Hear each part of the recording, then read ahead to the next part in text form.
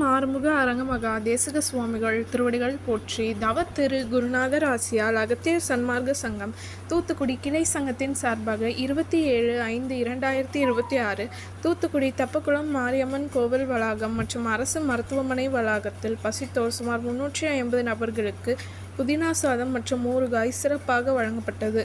வழங்கியவர்கள் Anas class works owner திரு அனாஸ் மற்றும் தூத்துக்குடி அகத்திய சன்மார்க்க சங்க அன்பர்கள். அன்னதானத்திற்கு பொருளுதவி செய்தவர்களும் தொண்டு செய்தவர்களும் அவர்கள் குடும்பத்தாரும் எல்லா வளமும் பெற்று சிறப்புடன் வாழ வேண்டுகிறோம்.